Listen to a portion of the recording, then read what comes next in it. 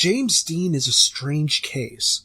He's a Hollywood legend, an American icon, and someone still viewed with deified awe over 60 years after his death at age 24 in a car accident. In a lot of ways, he was the male Marilyn Monroe. While he wasn't nearly as troubled, Dean's life was characterized by childhood eccentricities, an adulthood of excesses, and a legacy of wasted potential. Strangely, he only released 3 films, only one of which was released while he was alive. His other 2 films were released posthumously, which resulted in Dean becoming the only actor in the history of American film to earn 2 posthumous Academy Award nominations. He was also the first male actor in Academy history to be nominated posthumously at all. Naturally, one of the most iconic things about James Dean is how he died. Of course, this isn't to say his accomplishments in life are in any way minimized, but it's hard to separate the man from the context of his passing. Like Grace Kelly, Princess Diana, Patsy Cline, Buddy Holly, Big Bopper, Richie Valens, and even Paul Walker, you can't really think about James Dean without being reminded that he died young, and died tragically. Worse still, he died preventably. But we're not really here to debate the senselessness of Dean's death. Rather, we're here to look at one of the more unusual facets of the Dean legend. You see, James Dean was a huge auto enthusiast, and it's one of the passions that would come to define the man to those who knew him. Cars would also factor heavily into the legend surrounding him in the years following his death, as Dean's Porsche 550 Spider had a touch of the supernatural about it. Well, that's if you believe the tales. This is the legend of the little bastard, the cursed Porsche.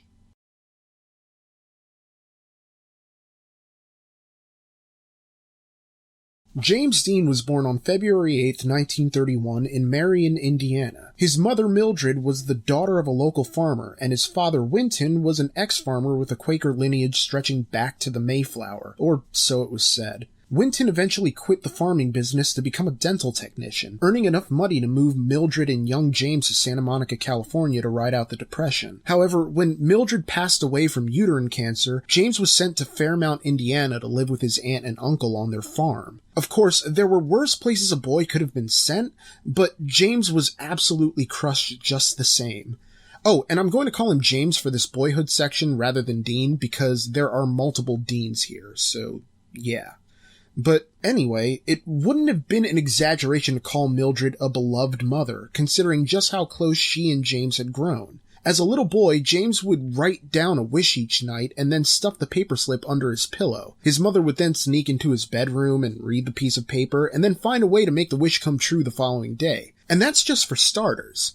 They shared a love of tap dancing and various expressive arts, with Mildred even going as far as to teach her son how to play the violin. James's bond with his mother was further reinforced by the litany of medical issues that plagued him in his childhood, from myopia to nosebleeds to diarrhea and even anemia. Mildred was the only person capable of handling the young boy's issues since Winton Dean had his hands full with work, so when James's mother passed away and he was sent to live with his aunt and uncle, it was only natural that he would become a reclusive, introspective boy. His best friend and the only person who truly ever understood him was gone from his life, and there was no one there to really fill the void. Throughout his childhood, James passed a lot of time just tinkering with anything he could find. In addition to the usual farm chores like planting seeds, milking cows, and feeding chickens, James spent most of his afternoons disassembling his bicycle and then putting it back together, over and over and over again. In a way, James Dean was sort of like Luke Skywalker. You know, dead mother, raised on a farm by his aunt and uncle, tinkered with machines, bad and or non-existent relationship with his father, you know, the usual. But in much the same way Luke found a father figure in Obi-Wan, James would meet someone to serve as a mentor and friend, albeit with some lingering questions about the relationship. In his adolescence, Dean became friends with a local Wesleyan minister by the name of Reverend James DeWeird, and this is pretty much where the myth-making of James Dean begins, considering DeWeird was the man who helped shape Dean's passions. And I'm going to call him Dean from here on out since I don't want James getting confused with other Jameses in this story, like this DeWeird fellow. Anyway, DeWeird was the man who introduced Dean to things like bullfighting, theater, and yes, even racing. DeWeird even took a young Dean to the Indy 500, and it's said that this event was where Dean was first bitten by the automotive bug. Now, rumors of a sexual relationship persist to this day, and if true, then it would mean that Dean was abused as a youth. But it's hard to really know one way or the other outside of anecdotal evidence that he told Elizabeth Taylor that he had a relationship as a youth with a minister who he refused to name. I suppose part of this is the problem with the Dean legend. It's hard to really separate fact from fiction with the guy because so much of it is couched in conjecture and hearsay. There are still ongoing debates regarding Dean's sexuality, and while it really, truly doesn't matter in the grand scheme of things whether he liked men or women, it speaks to the larger point that even those who knew him didn't really know him that well.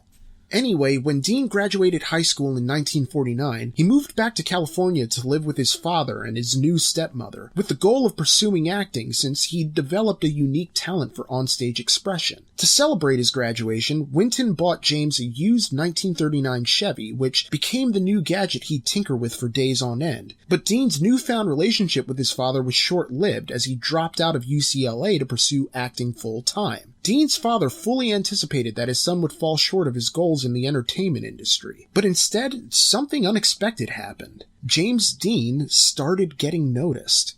The rise to fame wasn't exactly instantaneous, but it didn't take too long for the spotlight to find James Dean. This was due to his willingness to wear many different hats in order to get his face and name out there. He worked as a parking lot attendant at CBS Studios, and as a stunt tester for the game show Beat the Clock in the early 1950s. And he was eventually fired for, well, beating the clock too quickly. The whole idea was for him to test the challenges, not to actually beat them. He eventually landed a national Pepsi commercial, which was his first nationally televised gig. This was followed by a role as John the Beloved Disciple in an Easter special titled Hill No. 1. After a string of television cameos and stage work, Dean was admitted to the fabled Actors Studio to study method acting under the legendary Lee Strasberg. By 1953, he was in the running for the lead role of Cal Trask in Elia Kazan's big-screen adaptation of John Steinbeck's East of Eden. Steinbeck couldn't stand Dean, but thought he was pitch perfect for the role. Dean was cast, and the rest is history. Over the next 2 years, he filmed the iconic Rebel Without a Cause and the Oscar-nominated classic Giant with Elizabeth Taylor. But he would only ever live to see the release of East of Eden.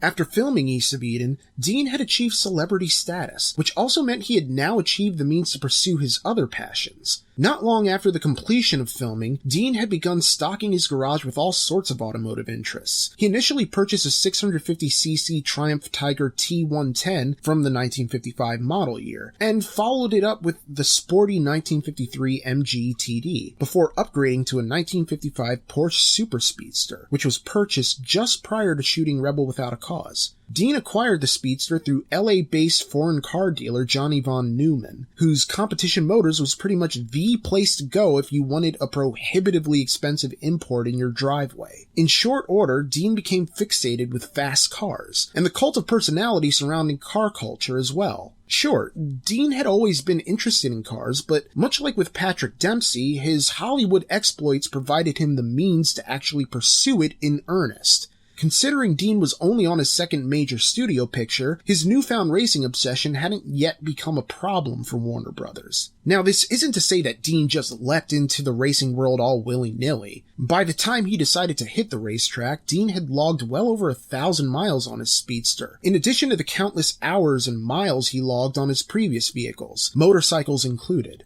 With the Speedster, Dean honed his high-speed skills on the infamous Mulholland Drive, which had a reputation as a pretty dangerous stretch of road, considering the nasty curve near Laurel Canyon. But no matter the preparation involved, Dean was viewed as a flash in the pan by his automotive enthusiast peers. To them, he was an actor looking to make the crossover to a high-risk sport to satisfy his adrenaline cravings. And maybe part of it was true. If anything, Dean did have an itch for speed that he could never seem to properly scratch. Perhaps racing allowed him to achieve a certain independence. Out on the track, Dean didn't have to rely on co-stars or directors or screenwriters to help realize the vision he had for his art. He was a man in charge of his own destiny. There was also a certain intimacy in racing, in the knowledge that your rivals are engaged in the same solitary battle to master their own fears, inhibitions, and impulses. Yes, it was a competition, but there was also a kind of unity in it. So it's easy to imagine why racing might have appealed to Dean, outside of his youthful desire to go really, really fast. Sure enough, the Speedster helped Dean earn his first racing win at Palm Springs in March of 1954. He followed it up in April with a victory at Bakersfield, which helped illustrate to his critics that Dean was serious about developing his skills and pursuing a career in racing. Dean had his sights set on the Memorial Day race at Santa Barbara, and had every intention of pulling off a hat trick in his Speedster. However, Dean suffered a major setback when his engine failed during the race. It was a harsh blow to the actor and would-be racer, who already knew he had a long way to go before he could hang with the upper echelon of the sport. With that said, racing never really came across as a momentary fixation for Dean. Whether he would leave Hollywood to eventually pursue racing full-time, or whether he'd just find a way to pursue racing in between film projects, James Dean seemed intent on remaining behind the wheel. But to accomplish his goals, he needed more. Enter the Porsche 550 Spider.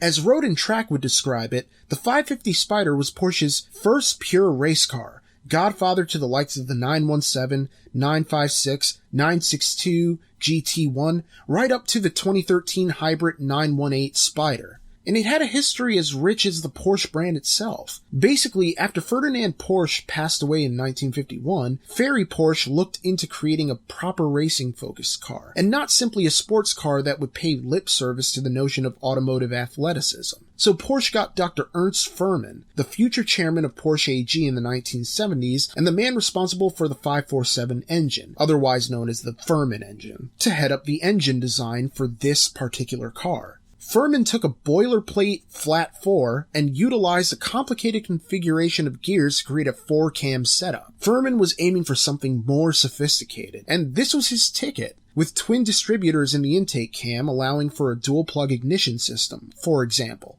In tandem with Porsche engineer Wilhelm Hild, the team built upon the concept of a mid-engine two-seater with independent suspension and a lightweight aluminum body over a tubular steel ladder chassis. In addition, a dry sump lubrication system was introduced, utilizing multiple oil pumps alongside a separate oil reservoir in order to keep the aluminum block light and improve aerodynamics. The 550 Spider was one of Porsche's most elegantly designed cars up to that point. From here, the engine was to have 1,498cc displacement, creating a car that made 110 horsepower at 6,200 RPM and 89 torque at 5,000 RPM. Once completed, the Spider could get from 0 to 60 in just 7 seconds and reach top speeds of 124 miles per hour. The first 550 Spider was unveiled at the Paris Salon Car Show in 1953, and before long, the car built an impressive reputation in worldwide racing circuits when paired with talents such as Sterling Moss and Umberto Maglioli. The car had a knack for bringing the purest automotive athlete out of the men driving them, earning wins at Nürburgring, Targa Florio, and Le Mans. Dean believed the 550 Spider would do the same for him as it did for the Hans Hermanns of the world. To the surprise of no one, the 550 Spider was a notoriously difficult prize to get a hold of stateside, as plenty of racers and celebrities alike were after one of the mere handful of models produced at the time. And why not? This is a car that conquered its class in Le Mans and Carrera Panamericana. It proved capable of handling the most challenging racing conditions of the era, offering lightweight, dynamic handling, and a particularly robust engine for its time. It was everything Dean was looking for, and it would be the ruin of him. By the fall of 1955, Dean had completed filming on Giant, during which he had been prohibited from racing by the studio. Not that this really stopped him from keeping up with his auto pursuits. Dean had initially ordered a Lotus Mark IX from local Burbank auto dealer Jay Chamberlain, but the car was severely delayed, so Dean looked for an alternative. Competition Motors was pretty much the only place in America you could find a Porsche 550 Spider at the time, and even then, Competition Motors only received 5 of them. However, Dean had a connection with von Neumann, so he was able to snag one. In order to acquire one of the new Spiders, Dean traded in his beloved Super Speedster, while also agreeing to von Neumann's condition that he employ Competition Motors field engineer and Porsche factory mechanic Rolf Wutherich as his mechanic for all future races. Dean's was the 55th Spider to be built out of only 90 ever produced. This led to its serial number being a palindrome, 550055. Same forward, same backwards. On September 19th, 1955, Dean formally purchased the Spider, along with a Ford Country Squire station wagon, onto which he intended to hitch a trailer for towing the car between races. Already, Dean had the Salinas Road races coming up on October 1st and 2nd, so he had to make up for lost time and get some experience behind the wheel of this giant killer if he was ever going to have any hope of avoiding a grim repeat of the Memorial Day race at Santa Barbara. Of course, Dean wanted to put his own personal stamp on the Spider, so he hired Dean Jeffries, who, with partner Von Dutch, was a well-known painter and pinstriper in the Linwood area. He had Jeffries paint his Salinas race number 130, to the hood, both doors, and the rear. He also had Jeffries write the nickname he'd devised for the car between the rear engine grille and the license plate holder. The nickname was allegedly something that Warner Brothers studio head Jack Warner had been known to have called him in the past. The Little Bastard. The final day of Dean's life was Friday, September 30th, 1955. That morning, Dean and Wutherich were preparing the Little Bastard for the Salinas races, since Dean hadn't been afforded as much time with the Porsche prior to the races as he probably would have liked.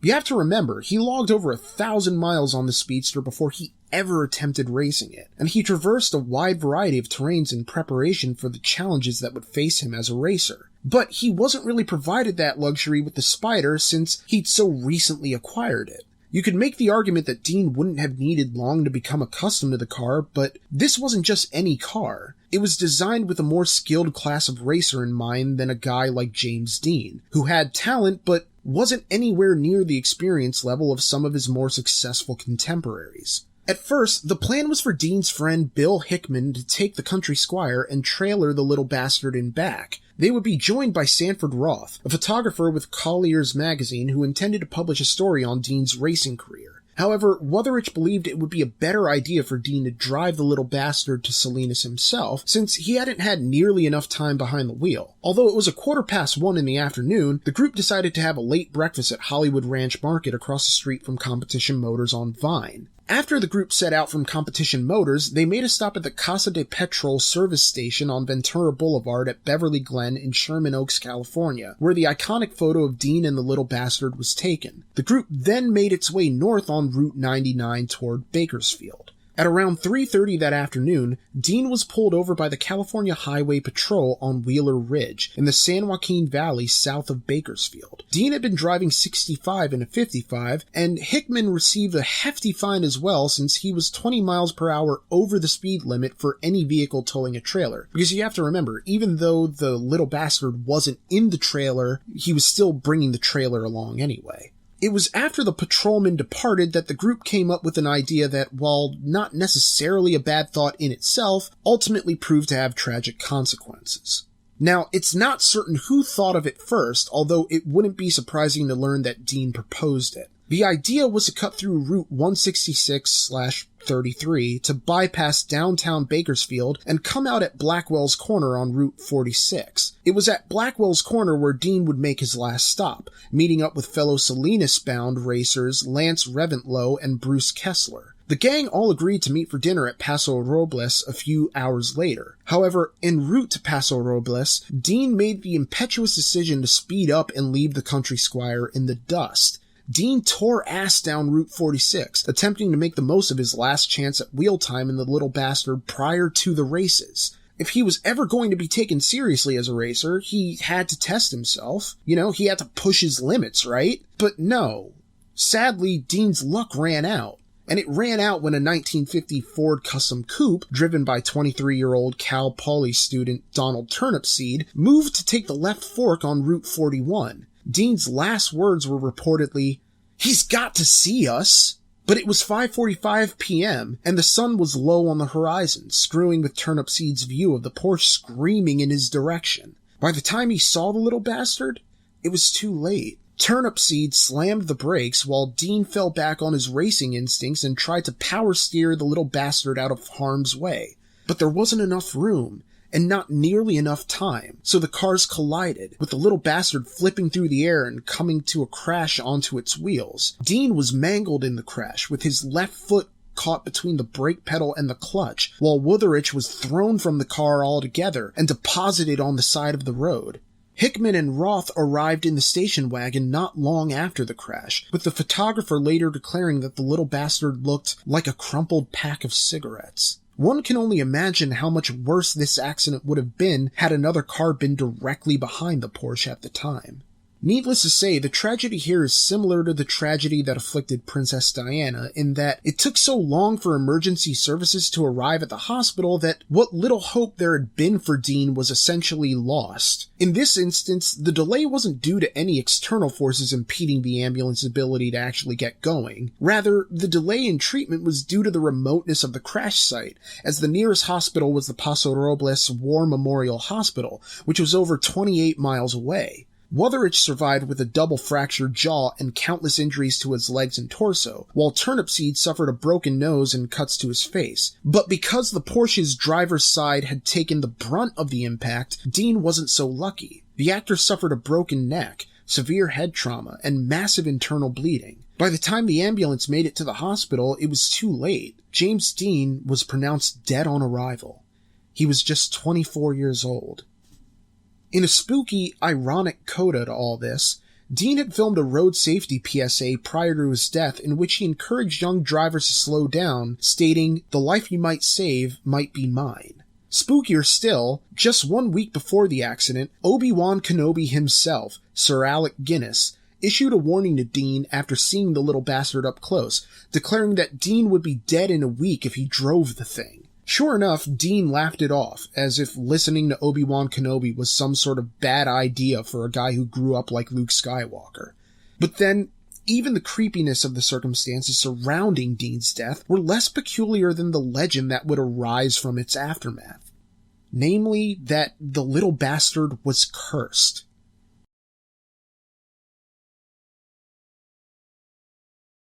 The first rumors of the little bastard curse came from car customizer George Barris. Allegedly, sometime after the crash, Barris purchased the wreckage of the little bastard for $2,500, which is around $22,605 today. Anxious to turn a profit, he turned around and sold it to Dr. William Eschrich, a surgeon from Burbank who moonlighted as a racer for Cal Club, and his friend and fellow doctor Troy McHenry.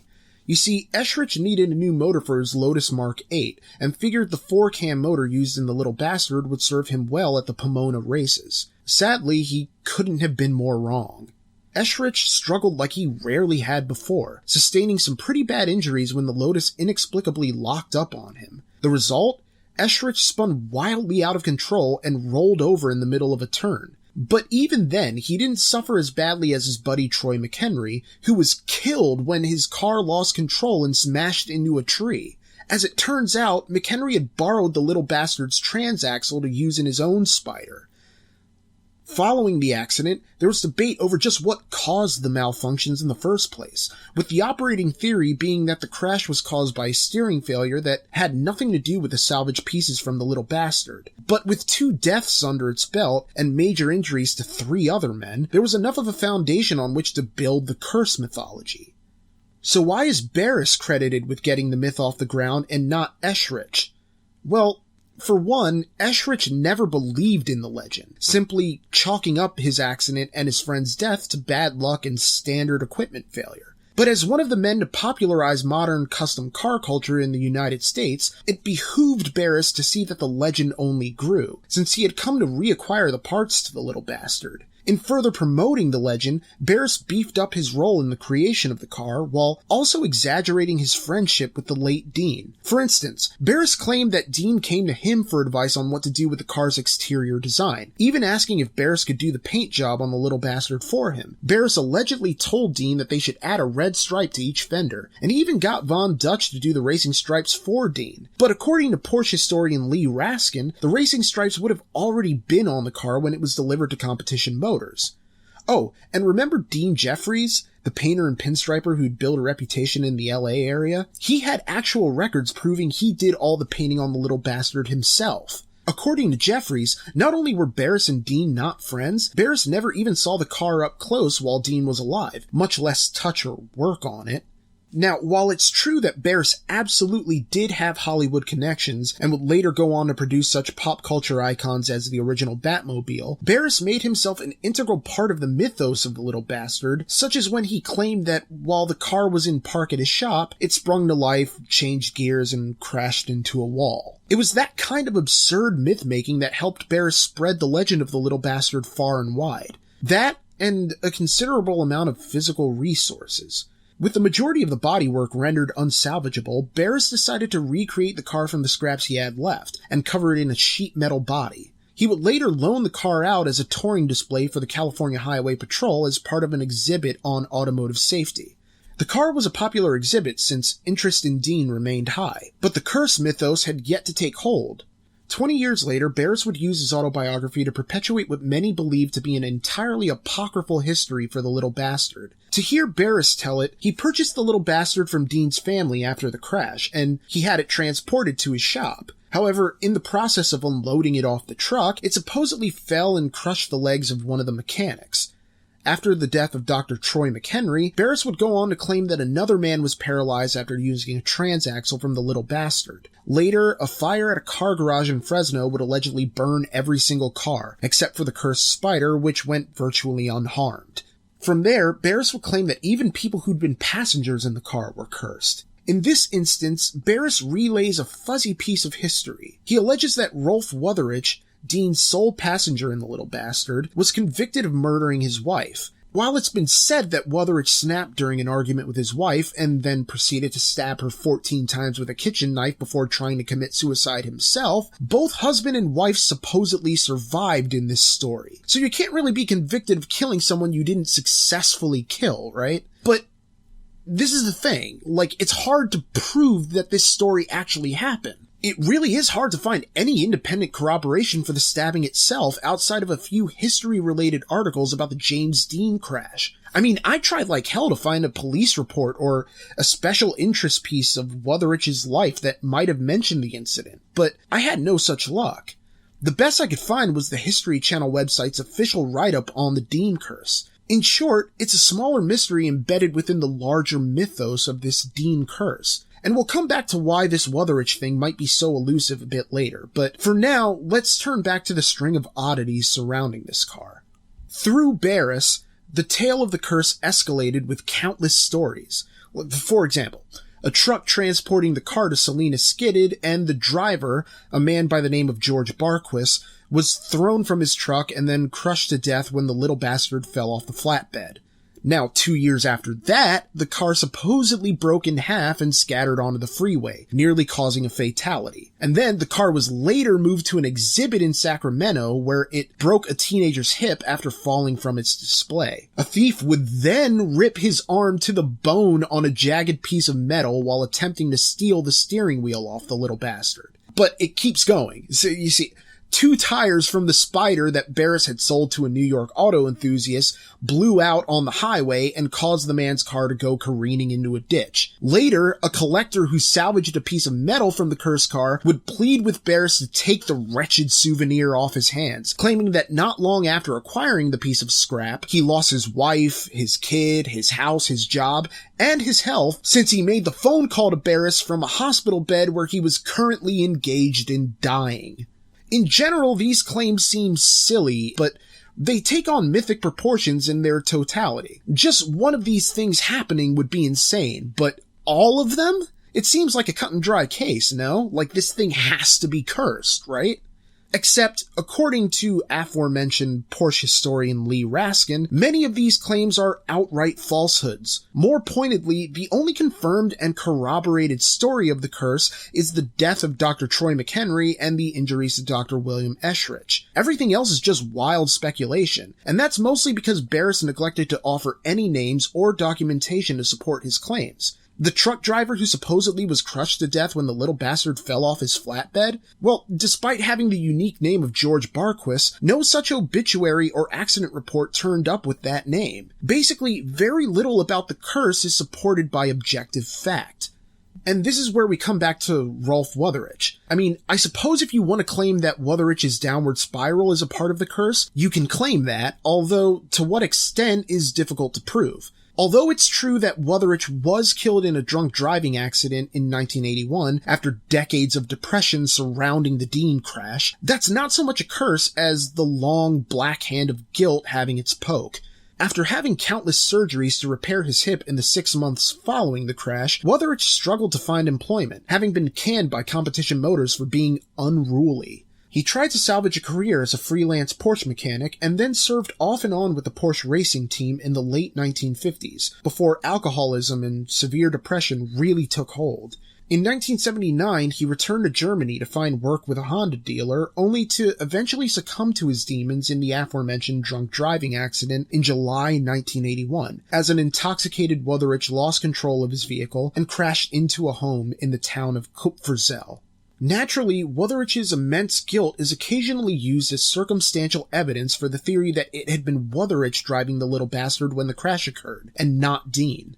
But considering the driver's side took the brunt of the impact, it's likely that Wutherich would have been killed rather than Dean had he actually been driving. I guess if you want to find something creepy to note, you can point out that Turnipseed, the driver of the coupe that crashed into Dean, died the same year as Wutherich, in 1981.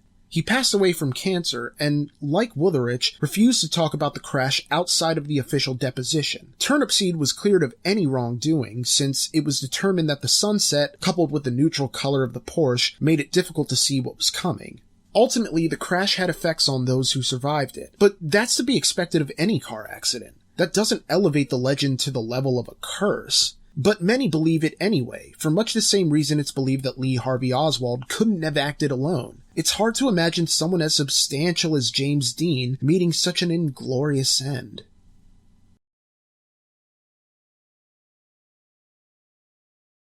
So what happened to the little bastard? Well, Barris claims that the car vanished in the 1960s while being transported on a train from Florida to California. Never mind that he would contradict himself in a 2011 interview with the claim that it was lost in New York. At the time of its disappearance, Barris hired a private investigator to get to the bottom of the case. His name was J.J. Arms, which is kind of an ironic name for a guy who lost both of his hands at age 11. As it turns out, he and his 18-year-old friend broke into a railroad station house and stole some railway torpedo sticks. J.J. rubbed the two torpedo sticks together and they detonated, completely mutilating his hands. But here's the thing, J.J. Arms is awesome! He briefly pursued acting before starting his own private investigation agency, and he even released action figures of himself through his J.J. Arms toy line, with detachable prosthetics and a bunch of gadgets and a whole mobile investigation unit. He was basically Inspector Gadget. Basically. At least in action figure form. But I digress. After an extensive investigation into the car's whereabouts prior to its disappearance, Arms came to the conclusion that the car must have been stolen while in Florida rather than upon arrival in California, since there was no evidence of it ever having been loaded onto a truck or train of any kind. But the car never turned up in Florida, despite an exhaustive search. Throughout the years, there have been rumors of its discovery, and publicity stunts to drum up interest in the investigation. The most famous stunt was from the Volo Auto Museum in Illinois. You see, they offered to pay $1 million to anyone who came forward with the actual little bastard, provided Barris could authenticate it first. Never mind that this is chump change for anyone in possession of the real thing, since it's likely the true little bastard would go for a number in the tens of millions of dollars. Ultimately, no one spoke up until exactly 10 years later, on the 60th anniversary of Dean's passing, September 30th, 2015. A man came forward claiming to know where the little bastard had been stored. As his story goes, the man claims that as a child in the 1960s, he witnessed his father and a group of men store the car behind a false wall in a building somewhere in Whatcom County, Washington. However, the man's story is pretty suspect since he refused to reveal the location of this building until he receives half of the Volo reward. With that said, the man did pass a polygraph test and was even able to name some details about the car that only someone who'd seen it in person would know. But still, it's kind of strange. Like, who has memory that clear when they're 6 years old and retains it when they're a fully grown adult? I don't know. I have vague memories from when I was 6, maybe all the drinking. Nah, I don't know. In short, this man was the most credible lead to the Little Bastard in 2 generations. But talks broke down over money, since it's not as though the man had any claim on the building the Little Bastard was supposedly stored in, nor does he have any claim on the Little Bastard itself. But then, there was also the issue of whether Barris or his estate even had a claim on the car, since there was no documentation proving ownership. So it was a muddy situation with no real hope of ever getting any clearer. To make matters worse, less than 2 months after the mystery man came forward, Barris passed away in his sleep at age 89. From what I could find, the Volo Auto Museum has yet to come to any agreement with the mystery tipster, so this case remains unsolved, and the whereabouts of Dean's Little Bastard remains unknown. But then, part of the mystique of James Dean is that quality of vagueness. He wouldn't have been an idol to so many people had he been as accessibly real as your average Joe.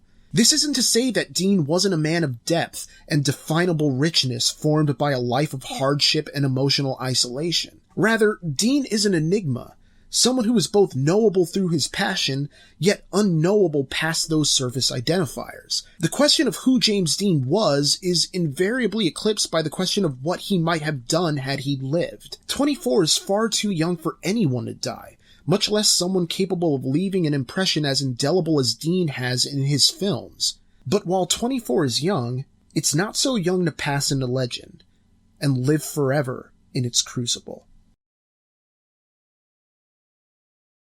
Thanks for listening to this RCR Stories, guys. It's strange. I kind of wanted this to be a quickie, because this was a story that I always kind of wanted to do, but again, this was one of those things where I bit off more than I could chew and started writing it and realized how much more story there was to tell than I initially thought. So I just kind of kept writing until the story sort of came together. You know, the first RCR Stories about the Dale, that was maybe 5 or 6 pages. And then the Edsel story was 7 or 8 pages. And then the Chrysler one was 9 pages. And this is about 10 pages. So if the next one is 11 pages, you'll know why. But I'm really trying to keep these a bit shorter to tell a more clear and concise story. And either way, I hope you guys have enjoyed listening to this, because I really enjoy doing this, because these are stories that really interest me. And I'm going to look into some of the suggestions that you guys have made, but I just really wanted to get out there and tell stories that I had some familiarity with. Either way, thank you so much for listening, and I hope to see you guys for the next RCR. You guys really are great, and I'm convinced that we have some of the best fans on YouTube, but that's probably rambling a bit too much. Either way, have a great week, and I hope to see you again for the next RCR, and the next RCR Stories whenever that comes, because I have no idea how long it'll take each time I set out to write something. But I hope you enjoyed this, and I'll talk to you next time.